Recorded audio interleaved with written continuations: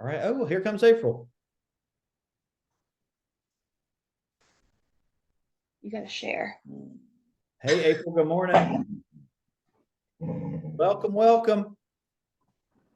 So, today we are having another mastermind session, and today the topic is setting boundaries in your business and personal life. And as someone who has been in this business for a long time, two of them actually, Charles and April, I know that you guys, even though you do different things in real estate, can really speak to having to set boundaries between business and personal life. And why is that? We're going to talk about it. So, first and foremost, real estate is nonstop. It's 24/7, and that's just the nature of the beast. And it has to be sometimes, but not all the time. So we're going to walk through kind of some general points and add our own kind of take and experience and spin on them based on what we've dealt with and what we're seeing. Anybody have anything they want to add before we get started? This would hopefully be a good opportunity for you guys to maybe discuss if you have areas that you feel like you're struggling with when it comes to balancing your business and personal time and life. And hopefully this will be helpful and maybe helping you work some solutions through that if you are having those issues. So it is a very demanding industry. We know that, right? That's why the potential for success and that ceiling is so high, because it's a needed and an important field. Not, I hate to kind of even throw this word around, but you remember back during COVID, we were deemed essential, right? And it was like healthcare providers, first responders, governmental employees, and then real estate agents, which is kind of wild if you think about it. But it's important because we're helping people make a very huge decision about where they live, where they hang their hat, where they put their head down at night.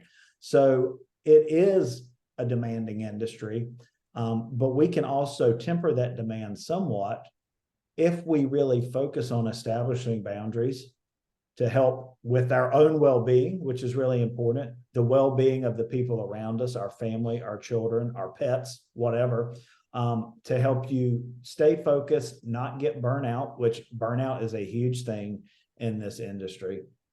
And really just, this is more of an extension of what we talk about with our ideal weekly schedule and with our daily activity, doing what we say we're going to do when we say we're going to do it, and being flexible enough to know that, hey, if I have to have a showing during a particular time that I had earmarked for something else, well, then how do I flip that to keep my day balanced, right? And to make sure that I still need to get all of those things done. And remember, your ideal weekly schedule should also have time blocks for you, for personal things, for your family. As an example, when someone says, hey, I'd like to see this house, well, instead of saying, okay, when do you want to go see it? What's a better response? I'm available X, Y, and Z, which works best for you. I have an appointment at that time, but I'm available X, Y, and Z. That's how you go about setting expectations and setting up those boundaries instead of always being available to everyone. Now, very much up front, when you're starting in this business and you're doing all that you can to get in front of people to be successful, you're going to have less stringent boundaries, right? Because you're hungry, you're eager, you need to make something happen, you want to make something happen, but you still don't want to let yourself be run all over, right? And the only person who's going to look out for that is you. So you have to make sure that you're aware of it. And the best way is to give options instead of ask for options when it comes to, meetings, etc. So our primary goal is really to empower you with kind of ideas and strategies around doing that, to maintain those boundaries, not only about time, but other personal things as well. Hopefully to keep your stress low. Work-life balance is super important. Like I tell you guys, and I've always said, I want everyone to go on vacations every year.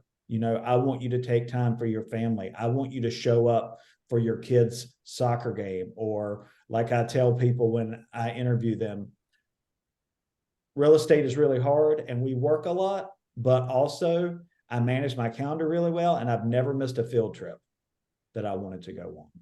And that's because I manage my calendar and I stay on top of it and I get the things done I need to get done. And there's no reason anyone can't do that. You just have to be mindful of it and not let it control you.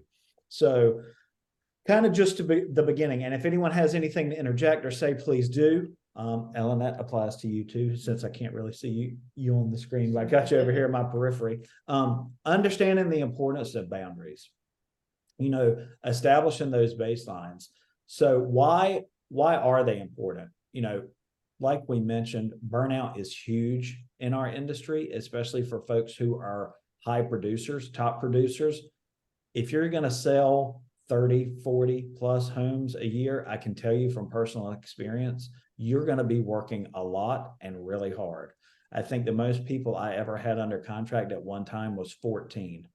And that is a lot to juggle when you think about, due diligence requests, inspections, attorneys, lenders, mindsets, attitudes, people's different behaviors and levels of expectation, what's going on with the house. It's a lot. So I'm not telling you from this, I can't think of the word right now. I'm not coming from a hypothetical. I'm telling you because I've actually been there and done it. So to help you understand. And I struggled with it. I'm not going to lie. I drank too much. I was up too late. I was working all the time. I cut my family time. And it's something you really, really have to work on and make a focus, or it will run away from you. And the only way to make sure that it doesn't is to make sure that you're aware that you might be on that track, right? Get off the track if you see the end of the track before you get to the end of the track. Get off the train, right? So doing that, understanding how those boundaries can help you and make you more productive and increase your focus, right? By being aware of things, you can actually get more done with less effort. Most of the time, the stress comes from not being organized, not prioritizing things, not staying on top of things, and just reacting as things happen to you instead of being proactive and getting on top of things, right? And appreciating the impact of that balanced personal professional life on your overall success. If you're not all in on work, which there's nothing wrong with spending a lot of time on work, it's a very important part of our life. But as I like to tell folks, when you're in work, be in work. Focus on the work. Don't be half in and half out, because then you're not going to get it done the right way or the way you need to. And guess what?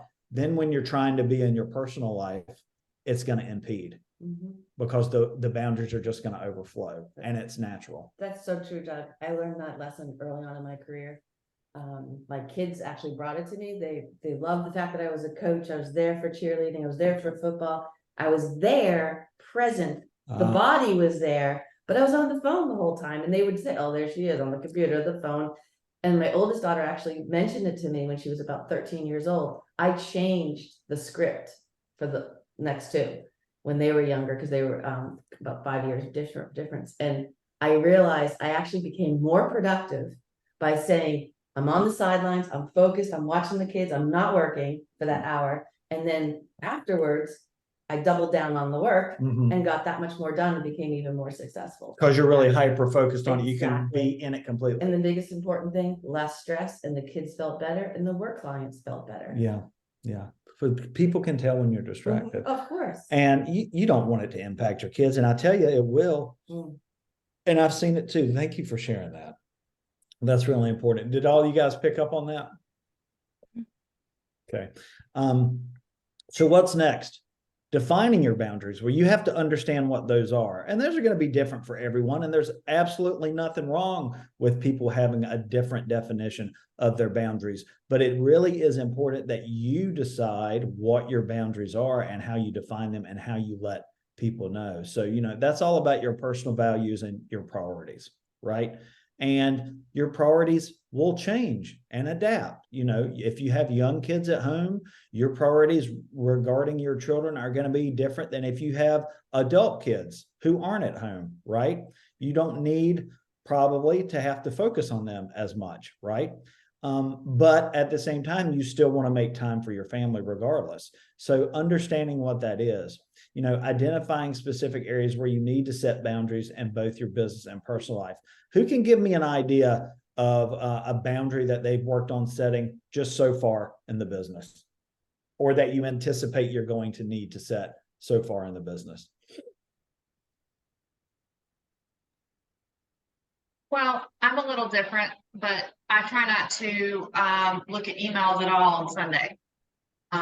Or try to do little work on Sunday. I'm not out selling houses, but you know, I try to take Sunday. And I think a lot of agents try to take a day to try to disconnect if that's possible. 100%. You know, in previous spots in my career, I've not worked on Mondays or not worked on Fridays. I often, in my previous firm, I was in the office 4 days a week, Monday through Thursday. But kind of our culture there was no one was in the office on Friday, only the admin staff. And I'm sure April remembers what that was like because she was there at that point. So just understanding that, you know, and making sure that, again, it comes down to you set the expectations for what you want your calendar to be and where you want those boundaries to be. Really creating a clear vision of what balanced looks like for you. Balance doesn't mean the same thing to everyone. This is a very personal thing. Some folks don't have all the personal obligations, right? Or don't want the personal obligations. So balance to them might be 75% more work, right? Because that's where they are in their life, and that's what they fully want to invest in at where they are right now. Now, you know, family and more friends might come later on, and then it shifts. This isn't going to be an answer that is going to apply now and forever. That's why it's also important to revisit this. Like I talk about revisiting your ideal weekly schedule as your career starts to progress, because your approach to the business is going to change. Whereas at the very beginning of your career, you're more hyper-focused on connecting with people, getting in front of people, building those relationships. Later on, you're doing that, but then you're also helping people through the transaction process, right? And making sure that you continue to do both. As we've talked about, that's where a lot of agents fail, is they fail to make that growth part in their career. I really say you learn how to become a real estate agent twice. First is when you start learning how to effectively prospect and provide that value to communicate with people, build that relationship, right, and earn their business. And then you learn how to real estate again by learning how to do that while you're managing folks through the transaction process, and make sure that you don't let up on the other end. Otherwise, you're not building a pipeline. Your pipeline completely falls apart. So just making sure that you understand that. Communicating boundaries professionally, you know, exploring effective ways to communicate boundaries to clients, colleagues, stakeholders. You know, setting expectations with clients regarding response times, working hours, availability. You know, very rarely do I tell anyone, call me anytime. You know, you have to be very careful with that. If you're too available to people, they will take advantage of you. Who's gotten a call from a client at 10 o'clock that you're really not even working with? Somebody that really wants to spend 30 minutes of your time on the phone and they're not ready to do anything.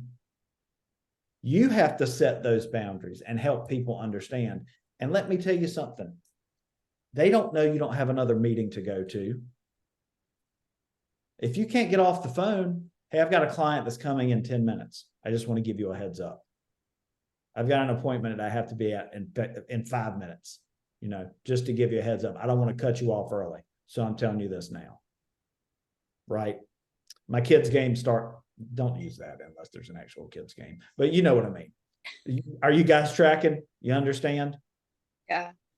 Yeah. You can have an appointment set for yourself to take a breath from the person who likes to always spend 30 minutes of your time on the phone, who's not won't talk to the lender yet. That's a valid appointment. You know, seriously, I'm trying to be funny, but at the same time, you guys have to control this. Nobody's going to do it for you. Set those boundaries. Let people know you have other appointments. You have other things going on. You have to watch out for the time wasters or they'll waste your time. Raise your hand if you've had a client waste your time in any business. Right? Yeah. Marcus and Charles, I assume you guys are both holding your hands up. But again, it's doing it professionally. You're not being rude. You know, it's just setting realistic expectations. It's no different than the expectations we set about the buying and selling process, right? During our strategy session. Very similar. Marcus said he's holding his hand up. Good. Balancing work and personal time. You know, establishing designated work hours and personal time. I think that's really important. That is literally why we have the ideal weekly schedule, right? So I can say it's my goal to do these things during this time, and then the rest of the time is blocked. Also realizing that, hey, sometimes there are fires that need attention now, right? And there's nothing wrong with that as long as that doesn't become the norm, but is an exception, right? And that we operate that way. Does that make sense? Like, I'll get a call at dinner. I really have to answer this one. I've been going back and forth with this client on this offer all day, and this is the listing agent. Okay. They understand that. Versus I get a call from somebody that I showed a house last week and I hadn't heard back from them yet. Well, I'll text, I'm in the middle of dinner. I'll get back to you in a little bit. Right? Something like that. Does that make sense? I hope so. That's okay. Let's see. Establishing those designated work hours and the personal time. Like I said, block that time for your family, for your kids' games, for field trips, all of those stuff. Using time management techniques to maximize productivity. Like we said before, if you're going to be focused on work, just be focused on work. Don't have the TV on over to the side. Don't be working on your laundry. And that's why I say come work in the office. Don't work from home because you're going to be distracted, right? Don't be scrolling through your social media and checking your Instagram or your TikTok between every prospecting phone call you make. When you're in it, get in it and stay in it until you're done. And then you can focus on your other stuff more fully, right? Sorry, the new phone, I don't know how to turn it Let off. me see. It's I know, Connor, I think you turned it off the other day. I think it's the case. No, let me take it out of the case and I'll get it off. Sorry, guys. Talk about being distracted and multitasking. There you go. Anybody have any thoughts on that? How they're doing that? How do you disconnect from work and recharge? What are some ways you use to just get away from work? I know. We're at the beach, so we go to the beach and Beach is a good one. I go for a run or walk. Okay. I usually, especially if I start feeling that anxiety level, Mhm. and I just say, okay, time out. I step away from the computer Yeah. and I just either go around the block or if we have a track by it for us, I'll jump on the track and run, and I feel so much better afterwards. Just a little bit of self-care, Yeah. stuff like that. You know, one thing I have started doing is just because our boys' schedule is crazy. I mean, they get out of school, we pick them up at like 2:15. Okay. So I will come home and then try to spend time with them until we go to soccer practice, because we usually have soccer practice on the same night, both kids, and I'll do one and Amanda will do the other one. And then I'll take my laptop and work in the car while they're at practice. That way I can spend some time with them when they get home from school, whether we play a video game together or just talk, or I help them with their homework. And that way I'm not working straight through that time. And then what do I do while they're at practice? You know, I break up that middle part of the day, try to focus on them when they're home and I can, and then I get back to work and wrap up the rest of the stuff I need to wrap up for the day in the evening. That's my approach to it. Let's see. This is a big one. Setting technology boundaries. And that's hard too, right? Because it's with us everywhere. And we're not going to be successful in this business if it's not with us everywhere to a large degree. But it's also, being able to manage that constant connectivity. It's a blessing and a curse, right? To always be available and be able to communicate with people and share information with people. If you're willing to do it, they're going to love you for it because you're available. But making sure you're available for the right people at the right time, and that the investment is both ways and not one-sided, right? Does that make sense? Responding in kind the way people respond to you.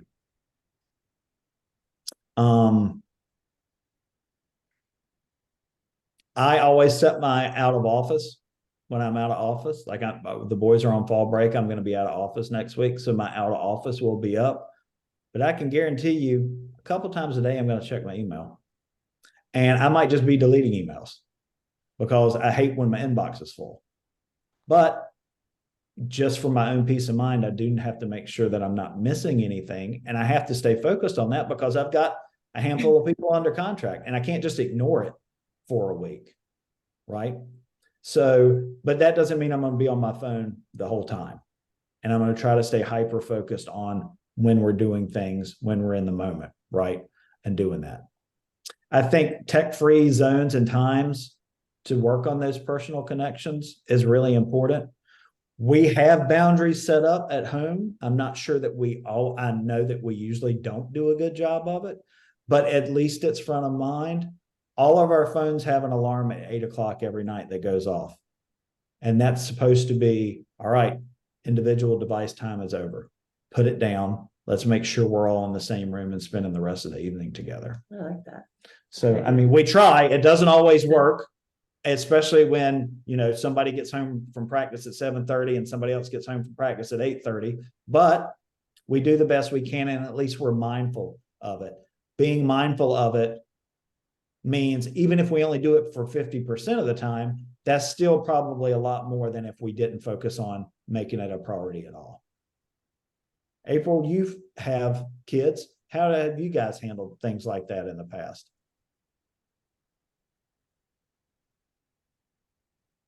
Oh, I thought I was mute, on mute. I think it just depends on what we have going on at that time. Right now I'm in a season where I've only got one at home who is, not needing as much of my time. So, this is a new season for me. So I'm trying to figure it out, if I'm being honest. Yeah. You're in a season of change, right? So this is like I was talking about before, where you're going to reassess maybe where your schedule is and how it would change for you. Yep. Eli, I saw what you shared in the chat. Go for walks and try to ensure I'm not multitasking throughout the day. And thanks for mentioning that. Multitasking makes you feel good about yourself because you're like, I'm handling all these things, but are you really? Are you really being effective?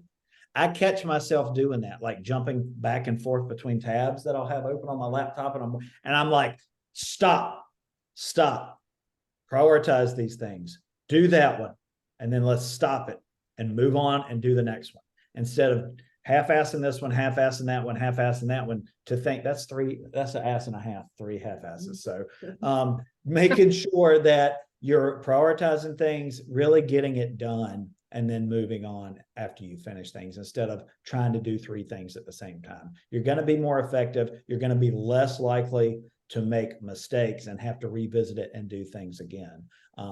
And again, that's just all about a mindset. I think it really does. At least maybe that's why I like it is I like to feel busy and I like to feel like I'm getting things done, and multitasking will definitely give you that feeling, but it might not give you the result that you're really hoping for and might cause more stress and more work in the long run.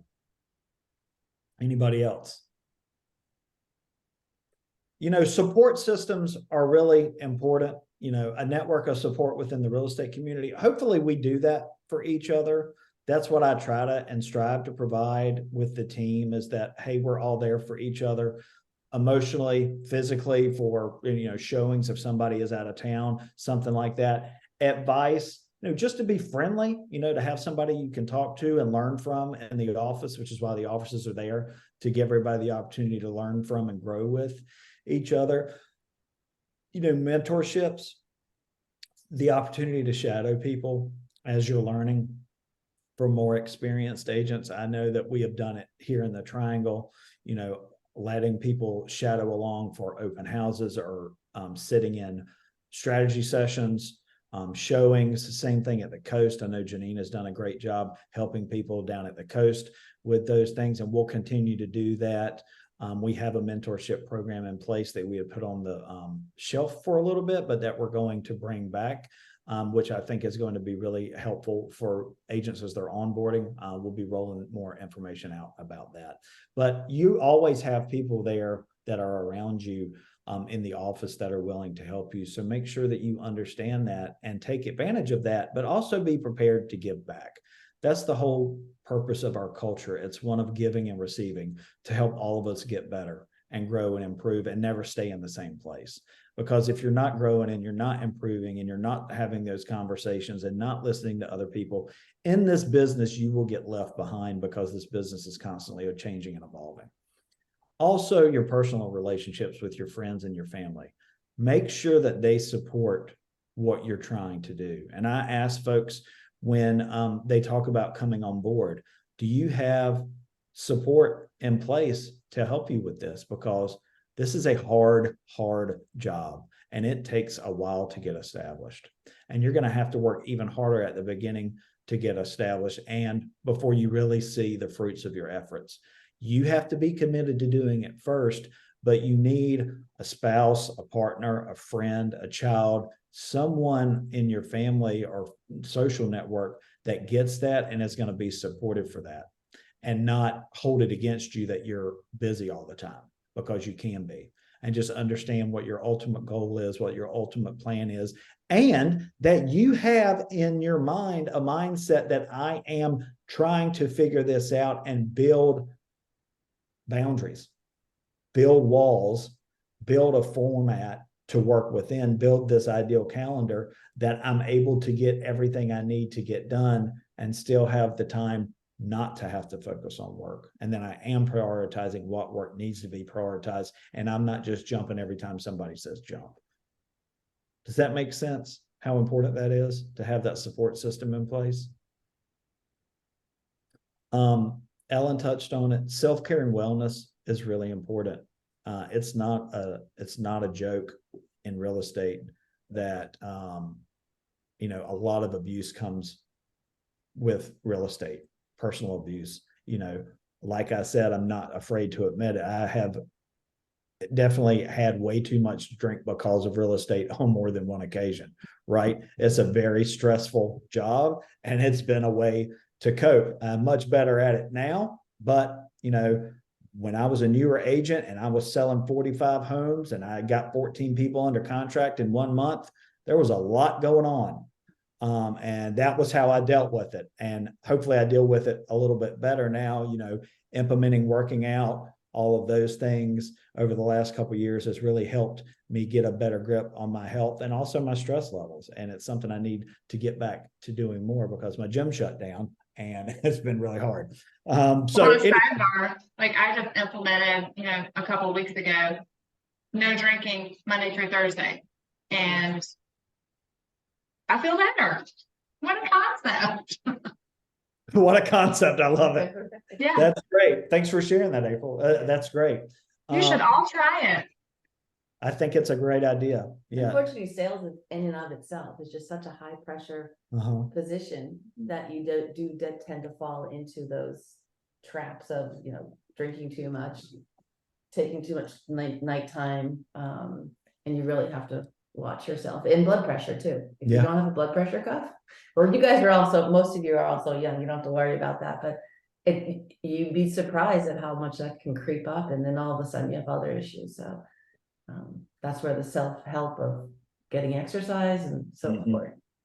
April, I hope you heard the thing about the blood pressure cuff. Make sure you get one of those.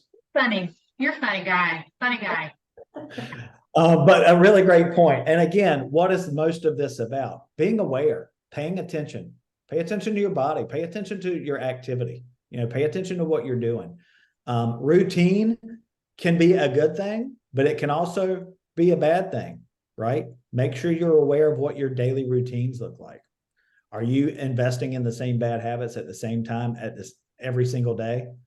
If you are, take a step back. And by bad habits, I could mean always having a beer at 6 o'clock, 7 days a week, or I could mean always checking your social media before you even get out of bed, or always checking your email before you get out of bed. These could all be considered bad habits, right? It's all about, just thinking about what is really best for your mind and your wellness. Recognizing those signs of burnout and addressing them proactively, getting ahead of it, seeing where things might feel like they're going, and adjusting before you get there, right? Like April said, not that she was necessarily headed towards burnout, but maybe she could see the path that not having this Monday through Thursday off was leading her down. So proactively, she said, let's go ahead and stop this. Let's make this change. Yes, there's still room for that in my life, but it's not going to be an option every day, right? Which I think is really important and very healthy. Evaluating and adjusting boundaries. Like I said, none of this should be static. We are constantly changing and evolving. Our workspace is going to change. Our personal space is going to change. So assess how the boundaries you're setting are going. Are they working for you? Have there been an improvement, but you feel like there's room for more improvement? Has there not been improvement? Maybe I set the wrong boundaries. Maybe I went too far in the other direction. The whole purpose of setting things is for improvement, but also for assessment. It's just like when we talk about prospecting, right? If you're always prospecting at the same time and saying the same things, and you're having the same amount of success, which is not the amount of success that you want, well, you need to make sure that you're evaluating yourself and you're trying something different. Eli's a great example. He told us a couple of weeks ago, 1 or 2 days a week, I've started prospecting in the evenings. And guess what? I've reached more people in that, like, say, 5 to 7 window. He shared that with us. How many others have tried it? Eli's having a good deal of success getting in front of people and starting to build those relationships. Make sure you're assessing your activities to see if it's moving the needle and if it's making things better or worse, and then adjust. Nobody can assess that for you because they're not there. You have to do that self-assessment and adjust those boundaries to align with your goals and your circumstances. And then, of course, learning from experiences and continuously refining. As I said, none of this is static. You have to, if you're going to be successful at anything in life for a sustained amount of time, it has to be because you're doing it with intent. Intentionally think about what you're going to do, intentionally plan for what you're going to do, and then intentionally doing it. Don't just show up. Don't be unprepared. Have a mindset, have a game plan for everything. You'll be happier. You'll be more effective. You'll get more done and be more efficient. You'll be less prone to make mistakes, and you'll have more free time to do the stuff that you really want to do. But you have to manage it, and that all starts with self-awareness, right? I hope this was helpful. Maybe some sensitive subjects, maybe some things that people already know, maybe some ways of looking at it that people haven't looked at it before. Thoughts, questions, feedback, anything else to add? My only 2 cents is just use your calendar. Like, build your calendars out, and it'll make your life a lot easier. This is coming from somebody who has a very full calendar. I agree. And I don't care if you prefer paper, which my wife uses, and it blows my mind because I would never be anywhere, or you use Outlook, which I wouldn't be anywhere without my Outlook. It's very important to me. That's why all of you have meeting invites from me constantly for all of our team meetings and our one-on-one meetings, because that's how I keep track of it. So hopefully that helps you keep track of it too. Thank you for that, Charles. That's a really, really good point. Anybody else? Just on what you said about like setting boundaries, like not in real estate for me yet, but in hairdressing, people call me at 10 o'clock at night, 7 o'clock in the morning, and they don't care that you have other things going on. They just want you to see them. So you have to kind of set it where you're not going to respond to those until later in the day, and don't leave it open ended, because people will, they want you to see you when they want you to be seen. So just stick to a schedule and stay with it. Don't let 100%. take advantage of your schedules. If you answer that text at 10:30 one night, they're always going to expect you to answer that Yes. at 10:30 one night. Let me tell you something right now. If you have read receipts on your phone, the next thing you do should be to turn read receipts off right now. Turn them off. Yeah. I'll Um, also add to that, like, depending on going back to the seasons, you know, fall might be a slower time for somebody versus summer, maybe a crazy time for somebody. I used to just go crazy from January to May because that was cheerleading. And, you know, I was uber focused on, you know, things during that time for my daughter, and, you know, work would just kind of get in the back of my mind. But in the summer, I had like all the free time in the world. So I think it's also, you know, you can look at your different seasons and times, and it's okay to change your you know, daily schedule up in, you know, different seasons. I know that's kind of a given, but anyway, just a thought. no, it's a great point. I mean, how many times have we seen people, you know, they do summer is usually our busiest time of the year, right? But how many times have we seen our agent productivity go down? And it's because their priorities change during the summer. They've got 3 kids out of school. They're shuffling between camp. They're taking vacation, which again, I sure hope that they are. But all of those things, right? Plan accordingly. Get ahead of it. Set the expectations. I've got 2 clients that are both under agency, got another agency in the last week, and both talked about wanting to see houses and writing an offer. Well, I'm about to let them both know this morning, hey, just as an FYI, I'm going to be gone Sunday to Sunday. So if you need something, let me know. Otherwise, we'll pick it up when I get back. It is what it is. Okay, guys, great discussion. Thanks for participating. I hope if nothing else, it gives you a little bit more ammunition to make your days less stressful, to control them a little bit more, stay on top of your schedules, your calendars, set those boundaries to lower that anxiety level and get more enjoyment out of life. Thanks so much for participating, guys. Talk to you soon. Holler if you need anything. Bye, guys. Bye. Everyone.